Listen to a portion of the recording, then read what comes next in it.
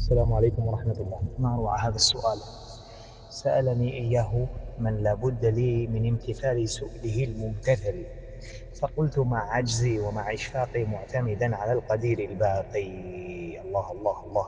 رحم الله الحكم حيث قال: اعلم بأن الله جل وعلا لم يخلق الخلق سدى وهملا، بل خلق الخلق ليعبدوه وبالإلهية يفردوه. الله أكبر. قرأتها على شيخنا الشيخ صالح العصيمي حفظه الله ورعاه. شيخي، بارك الله فيكم، هذا سؤال جيد جدا. الآن الإتقان أولا لا يأتي فجأة.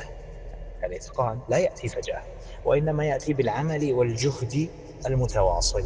فنقول وبالله التوفيق لمن أراد أن يتقن الحفظ، فعليه بالورد والاهتمام بورده اليومي، وليبدأ بثلاثة أجزاء أو أربعة أجزاء. نحن لا نريد من الطالب أن نعجزه بطلب اقرأ 10 أجزاء يوميا وافعل كذا وكذا.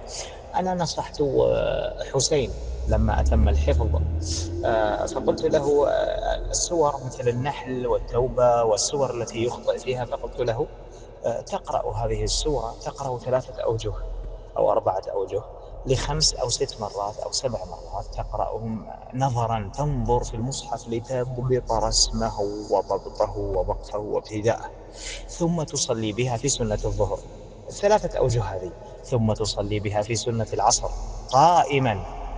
قائما. محمد سالم ولد عدود يقول: من لم يقرأ القرآن قائما لا يتقنه قاعدا. يعني القراءة في الصلاة هي من أهم الأمور. ثم الحافظ يبدأ يقرأ 3 أوجه مثلا من النحل في سنة الظهر وسنة العصر وبعد المغرب وفي قيام الليل، فتثبت في قلبه. يقرأها 7 5 مرات 6 مرات ويسمعها على الشيخ في النهار، ثم يبدأ يرددها طول يومه، ثم يبدأ ب3 أوجه الأخرى أو الوجهين الأخرى على حسب استطاعته ويرددها هكذا هكذا. يعني مرة واحد من الطلاب كان يخطئ في الحجرات. سورة سهلة، كان يخطئ في الحجرات، فأوصيته أن يقرأها يومين متتاليين بعد كل صلاة. يعني قرأها في يومين أكثر من 10 مرات. قلت له الآن اقرأ، فجأة فاجأته، قلت له اقرأ الحجرات، فقرأها من غير خطأ. القرآن وترداده يزداد فيه تجملا، يزدان حين تقرأه وحين تراجعه وحين تعاهده.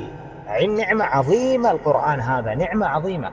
فعلاج التفلت كثرة الترداد مع التركيز. شيخنا في ناس يردد، يعني الله يعفو عني، قبل كم يوم أنا أقرأ عبد الرحمن يسمع لي، فطلعت من الأعراف عبد الرحمن يسمع لي في السيارة، طلعت من الأعراف دخلت الشعراء في قصة موسى.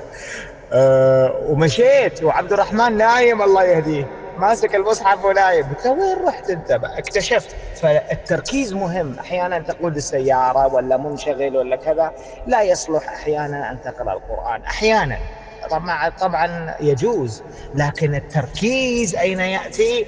أن يجمع الإنسان قلبه، يستقبل القبلة، ويجلس في الصف الأول في بيت من بيوت الله عز وجل، ليس له شغل ولا يشغله شيء عن القرآن، ويغلق الهاتف أو يضعه على الصامت، ثم يستعين بالله متوضئا ويبدأ بالقراءة. هنا يبدأ التركيز شيخنا، يبدأ التركيز على الآيات، الوقف والابتداء والمعاني. سبحان الله.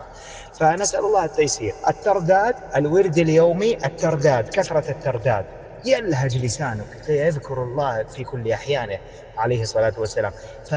فترداده المحافظة على الورد اليومي، ويا سيدي الكريم أن يأخذ الإنسان جزءا من الحفظ الضعيف. مثلا أنا الجزء مثلا من المجادلة إلى التغابن حفظي فيها ضعيف. طيب تعال امسك المجادلة يوم يومين 3 4، أسمعها عند أهلي ولا عند صديقي ولا عبر الهاتف عند شيخ ولا شيء، أسمعها في النهار وأقرأها في أورادي وفي السنن الرواتب. عبد العزيز، تعرف عبد العزيز عيون السود؟ في واحد اسمه عبد العزيز عيون السود. المهم في طبقة الزيات، يعني في طبقة القاضي، طبقة الضباع، الطبقة اللي أرقى من أيمن سويد والمعصراوي وإبراهيم الأخضر، الطبقة اللي أعلى. هذا عبد العزيز عيون السود يقرأ في السنن الرواتب 3 أجزاء يوميا. حدثني بذلك أيمن سويد طالبه، يوميا 3 أجزاء بالنهار في السنن الرواتب. لم يؤذن المؤذن قط إلا وكان منتصبا واقفا يردد خلف المؤذن ثم يفتتح السنة الراتبة. رجل من خيار العباد من أولياء الله الصالحين عبد العزيز عيون السود، لا شك أنك تعرفه لأنك من أهل التخصص والفن.